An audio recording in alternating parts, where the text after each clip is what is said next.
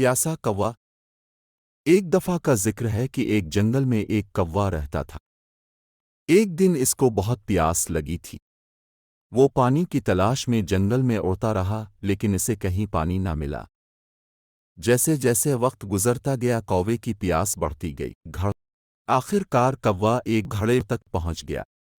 وہ گھڑے میں جھانکا لیکن پانی بہت گہرا تھا اور کوا پانی تک نہیں پہنچ سکتا تھا۔ کوا بہت مایوس ہوا۔ وہ نہیں جانتا تھا کہ کیا کرے۔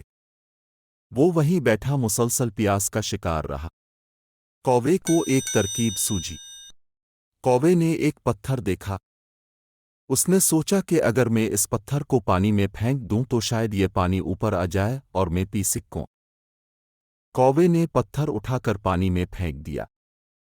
پتھر پانی میں گرا اور پانی اوپر آ گیا اور کوے نے جی بھر کر پانی پی لیا۔ وہ بہت خوش تھا کہ آخر کار اسے پانی مل گیا۔ کوے نے جان لیا کہ اگر ہم ہمت نہ ہاریں تو ہر مشکل سے نکل سکتے ہیں۔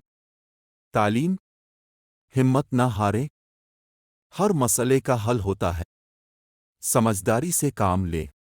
نتیجہ: پیاسے کوے کی کہانی ہمیں سکھاتی ہے کہ ہمیں کبھی ہمت نہیں ہارنی چاہیے۔